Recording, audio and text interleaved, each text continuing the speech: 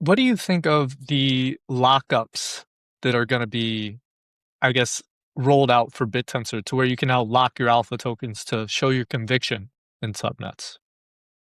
Yeah. Yeah, I'm excited for that. I think that there's a lot of like there are the investors in Bittensor that want subnet owners and themselves to have more liquidity, and so they don't want a subnet that they're investing in to necessarily do buyback and burns because they'd like to reinvest into their subnets.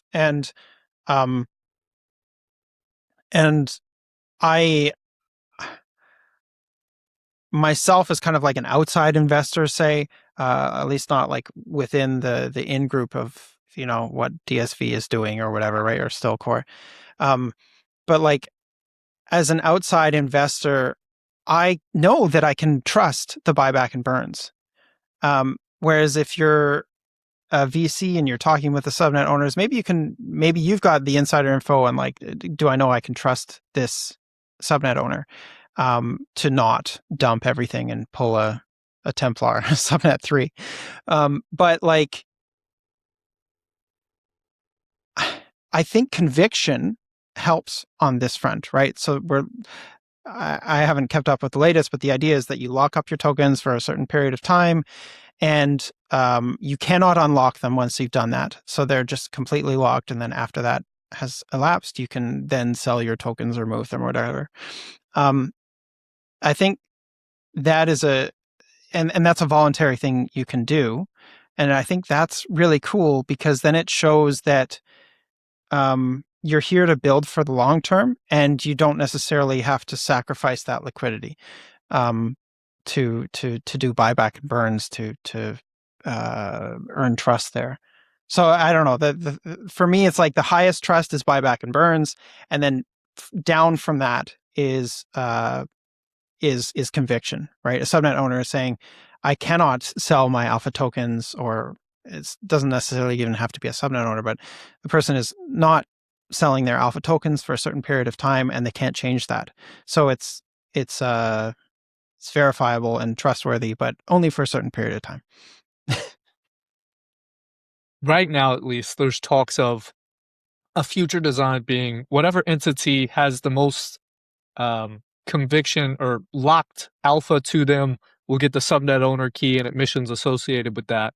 Assuming this design or type of design goes through, what do you think the implications of that are? Do you think we'll see subnet owners shifting hands a lot? Or will it stay still steady state as we're seeing today? It depends on how it's implemented, right?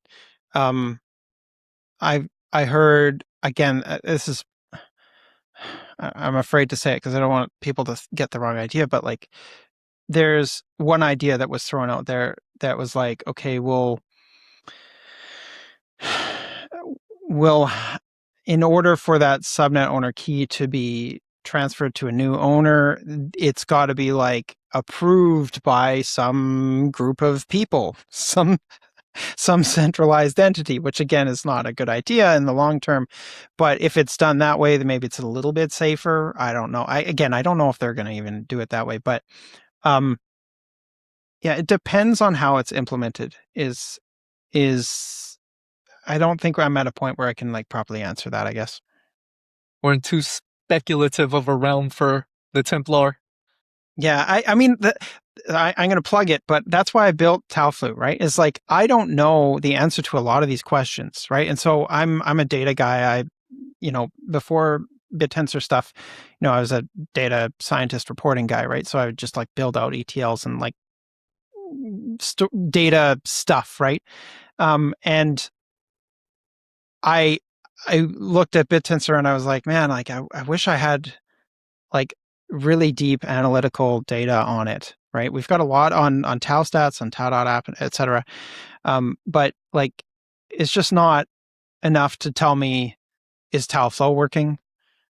Is conviction working? It will be the next one. And I'm going to build all that into to Talflute. Unfortunately, a lot of that is going to be difficult to make public for people. It just cost me a lot more in server costs to make everything public, but I'm probably going to add it as a flag on Talflute to just show people like this is how much conviction the subnet owner has in their subnet, and that'll be awesome, right? Like to be able to just compare subnets based on the conviction. I think it'll just very clearly tell us like, oh, these subnets have locked their alpha tokens, like 90% of their alpha tokens for a year. I hope they can make it longer than a year. I hope it's not like a year max, but it's like 3 years. That's how long they've locked their tokens for. It's like, wow, that would be that would give me a lot more conviction in that subnet than one that isn't doing any locks, right?